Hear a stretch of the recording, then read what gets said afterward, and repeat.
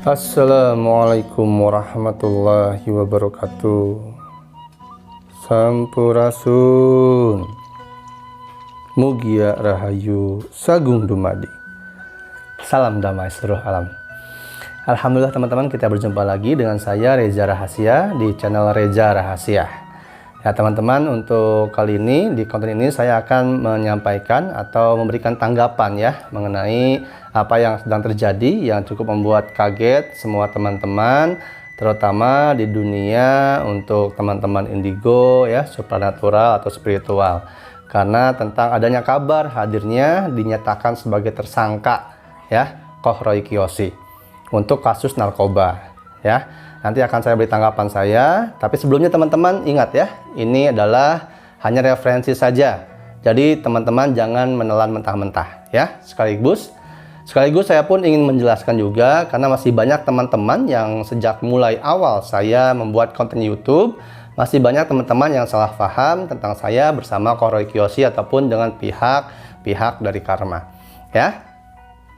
Baik, ingat, ini perlu dikaji dan diolah kembali. Jangan ditelan mentah-mentah ya. Semuanya hanyalah referensi ya. Ini hanyalah referensi saja.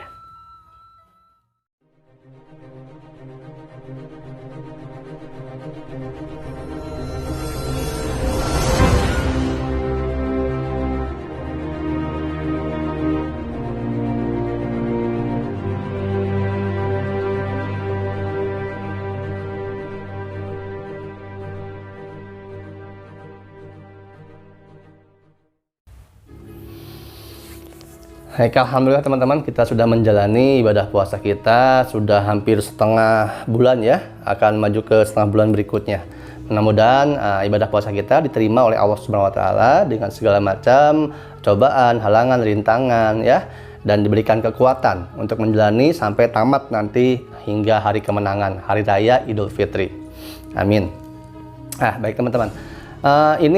Kenapa saya perlu menanggapi, karena ini juga bersangkutan dengan para follower dan subscriber saya juga, yang dimana saya selalu dikait-kaitkan dengan Koh Roy Kiyoshi ya. Nah, mungkin teman-teman yang sudah subscribe saya dari awal saya YouTube, dari mulai 1000 subscriber ya, ataupun 100.000, ataupun ada yang baru. Kalau yang baru mungkin belum terlalu tahu tentang kenapa saya selalu dikait-kaitkan dengan Koh Roy Kiyoshi ya. Nah, kalau untuk subscriber lama mungkin sudah tahu ceritanya. Nah, di sini saya ingin mungkin untuk terakhir kali saya ingin menjelaskan kepada teman-teman subscriber semua bahwa saya pribadi tidak pernah ada masalah, tidak pernah ada persoalan, ataupun dalam tanda kutip ya, seperti yang netizen lucu bilang bahwa saya bermusuhan dengan Roy Kiyoshi. Tidak ya, saya tidak ada bermusuhan, saya tidak ada hard feeling dengan Koh Roy Kiyoshi, tidak ya. Justru saya memang benar, saya justru berterima kasih kepada Koh Roy Kiyoshi, kepada program Antv ya, terutama khususnya kepada ibu produsernya, Ibu Yunita ya, yang sampai sekarang insya Allah hubungan kami masih baik-baik saja ya. Terakhir ketemu tahun berapa, tapi masih luar biasa bagus hubungannya, dan beliau juga menonton video klarifikasi saya di Karma dulu.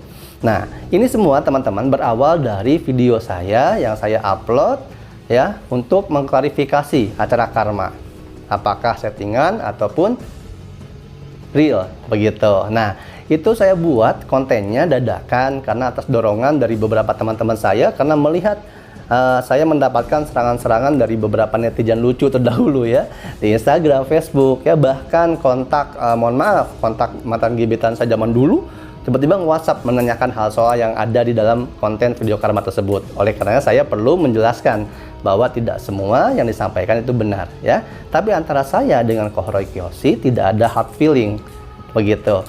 Nah, apalagi ini sekarang kita mendengar kabar bahwa Koh Roy Kiyoshi sedang mendapatkan cobaan ya, ujian musibah karena terjerat kasus narkoba ya, sudah ditetapkan menjadi tersangka kasus narkotika, yang dimana obat tersebut menurut pengacaranya sendiri itu adalah obat penenang yang sudah ada anjuran dari dokter.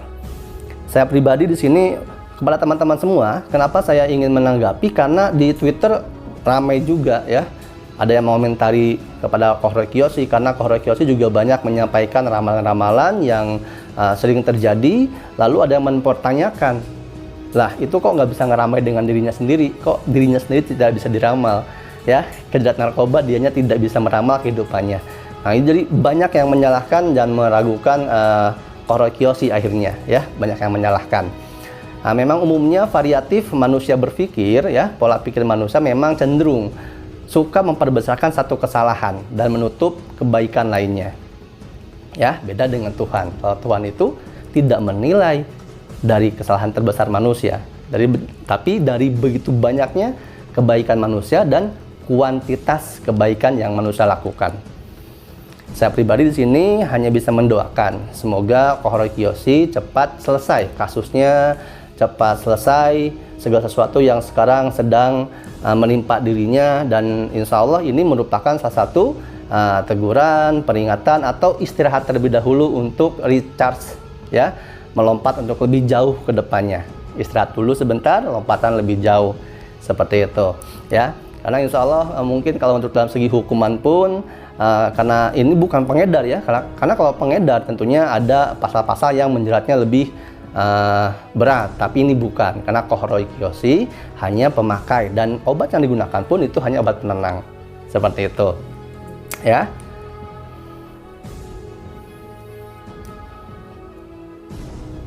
Jadi sekali lagi saya sampaikan kepada teman-teman, ya, baik pun teman-teman subscriber ataupun netizen lucu, ya, ya, bahwa saya tidak pernah ada hard feeling dengan Kohoro Kiyoshi, seperti itu. Ya, mari kita doakan bersama untuk kebaikannya. Dan ini yang perlu saya garis bawahi atau saya perjelas adalah tentang diserangnya kemampuan Kohoro Kiyoshi, karena kok indigo tapi tidak bisa mencegah atau tidak bisa mengetahui apa yang akan terjadi sebelum itu terjadi. Nah, teman-teman, yang saya ketahui, mohon maaf, ini kalau yang namanya indigo itu kan entah itu indigo, entah itu starseed, ya, rainbow ataupun gifted, ya.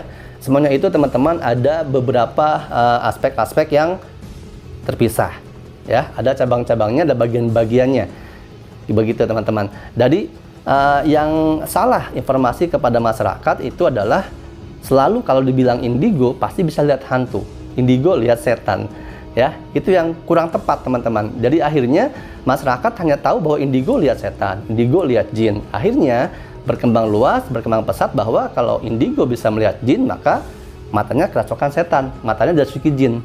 Memang ada yang seperti itu, tapi tidak semuanya seperti itu, ya. Karena yang saya ketahui bahwa kaum indigo ini, ya, starseed, untuk yang rainbow ataupun gifted, mereka ini menangkap sinyal-sinyal gelombang energi frekuensi yang ada di alam, ya. Mereka tune in frekuensinya ke dalam gelombang otak mereka. Itu yang mengakibatkan energi tersebut yang sudah ada sejak lama dari alam semesta muncul. Jadi pengsinkronisasian energi, ya. Karena kaum indigo ini bukan hanya bisa lihat jin teman-teman, tapi juga sebenarnya kalau teman-teman teliti, indigo itu bukan istilah atau pengelompokan sekelompok orang yang hanya bisa melihat setan, melihat jin, bukan. Tapi itu bentuk kecerdasan kelebaran otak, ya, kefungsionalan kelenjar pineal dan pituitary, ya, pineal dan pituitary, ya, yang dimana bisa meningkatkan kecerdasan lebih. Di antaranya ada teman-teman indigo yang jago untuk 10 bahasa, 7 bahasa, ya, yang bisa melihat benda yang terhalang dengan tembok tapi bisa dilihat itu bendanya apa, ya, bisa memprediksi apapun segala macam. Ada yang seperti itu, ya. Nah, karena itu singgungannya ada frekuensi, yang dimana frekuensi itu adalah yang namanya frekuensi theta, ya. Ini theta adalah frekuensi alam astral, dimensi tipis.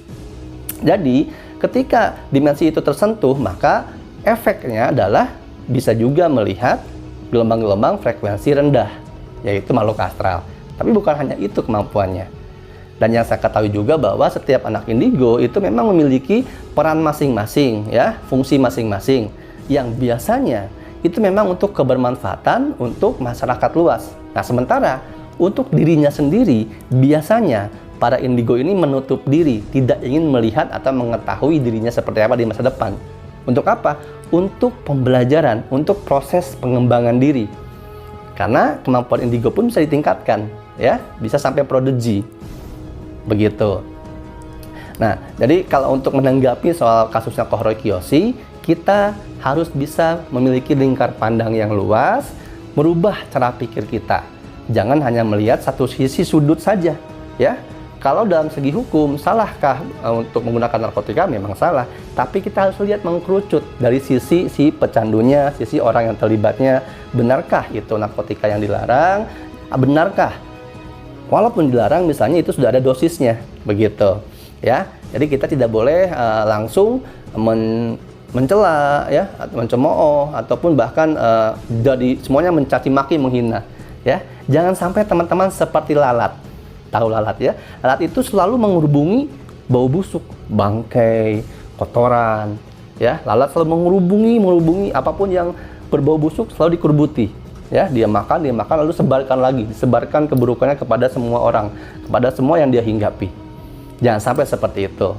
Ya, kita sebagai manusia yang diberikan akal pikiran, hati, rasa, dan jiwa, kita harus bisa tepas seliro, ya, berlapang dada, dan punya lingkar pandang yang luas. Ya, jangan sampai kita berani menilai orang tanpa kita bisa menilai diri kita sendiri. Ya, karena kita belum tentu lebih baik daripada orang yang kita nilai. Kita belum tentu lebih mulia daripada orang yang kita hinakan. Seperti itu teman-teman ya. Nah, lalu ada juga yang bertanya kepada saya, mungkin banyak sampai sekarang ya, ada yang meminta saya juga untuk ruqyah lagi seperti itu ya. Nah, ini juga sekaligus saya menjelaskan kepada teman-teman bahwa dari kecil jujur memang saya ada sesuatu yang diberikan Allah Subhanahu wa taala untuk dilebihkan ya. Apa yang dilihat oleh teman-teman yang biasa, yang umum, saya melihatnya lebih. Itu saja. Tapi saya tidak pernah mengaku bilang saya indigo. Tidak pernah bilang seperti itu. Adapun saya masuk ke TV Karma, ya, acara Karma, ataupun ke acaranya Selamat Kolbu yang menyebutkan kata indigo, itu bukan saya. Saya tidak pernah mengiyakan dan tidak mengakui seperti itu. Dan jujur teman-teman, untuk di video ini saya juga menyampaikan bahwa ketika saya pun melihat segala sesuatu, apapun itu, yang saya lihat itu bukan melalui mata ini, mata dohir. Seperti itu. Makanya ketika kalau teman-teman memperhatikan saya di konten-konten saya seringkali memejamkan mata. Karena mata dohir, mata fisik ini suka sekali tertipu oleh jin, oleh setan yang menyesatkan. Maka ada benarnya ketika orang bisa melihat setan atau jin dengan matanya, ya, artinya mata dohir, maka matanya termasuki jin, termasuki setan. Itu benar. Begitu. Nah, saya insya Allah untuk melihat segala sesuatu hal, izinnya kalau memang itu dari Allah, maka alhamdulillah. Dan saya cenderung mengurangi melihat dari mata, karena mata saya juga penglihatannya sama seperti teman-teman. Saya tidak bisa melihat makhluk-makhluk halus kalau melalui mata-mata ini, mata dohir, tidak bisa. Ya, saya lebih ke melihat ke batin. Allahu a'lam bishawab. Itulah kenapa saya setiap di konten berbicara apapun selalu bilang Allahu a'lam bishawab. Untuk apa? Untuk kembali kepada Allah, karena Allah yang maha mengetahui, Allah yang maha melihat, Allah yang maha mendengar, dan Allah kekuasaannya meliputi segala apapun. Begitu, semoga apapun yang saya sampaikan, ketika ada salahnya, Allah akan membantu teman-teman ya, yang hatinya bersih, yang pikirannya jernih, untuk dicerahkan. Ya, adapun kalau memang apa yang saya katakan benar, bukan dari sayanya, tapi itu dari Allah Subhanahu wa taala untuk mencerahkan teman-teman semua. Ya, jadi jangan anggap saya apa, jangan anggap saya seperti apa, jangan ya. Anggap saja teman-teman sedang mungkin menonton film ya, dan di film itu teman-teman melihat ada sisi baiknya, ambil. Kalau ada buruknya, buang. Anggap seperti itu saja. Ya, dan ada yang bertanya, Kang Reza sudah sejak dari kapan seperti ini ya. Di video yang lalu saya sudah sering sampaikan, sudah banyak yang saya sampaikan ya, bahwa saya memang dari kecil seperti ini, dan saya tidak pernah belajar teman-teman ya. Sekali lagi, saya tidak pernah belajar ilmu kebatinan, saya tidak pernah belajar berguru apapun itu yang berkaitan untuk melatih kepekaan, tidak pernah ya. Tidak pernah belajar khusus kebatinan ke siapa apa, tidak pernah saya teman-teman. Jadi kalau teman-teman ada yang bertanya ya di Instagram yang minta, Kang ajarin saya kebatinan dong, mohon maaf saya tidak belajar kebatinan, jadi saya tidak bisa mengajarkan kebatinan ya. Bagaimana saya bisa mengajarkan, saya pun belajar tidak. Nah, mungkin untuk di konten kali ini yang bisa saya sampaikan hanya cukup sampai di sini dulu teman-teman. Jadi intinya adalah mari kita doakan untuk kebaikan siapapun ya, Kohroy Kiyoshi dan yang lain sebagainya ya, karena perbuatan baiknya tidak akan tertukar dengan satu kesalahan besarnya ya. gitu. Jangan mudah menghakimi, jangan mudah menyalahkan, karena siapa tahu suatu hari kita berada di posisi seperti itu atau bahkan lebih buruk daripada itu. Roda berputar. Ya. Jangan gampang menilai, jangan gampang menyalahkan, memperolok orang lain. Bersihkan hatimu, ya.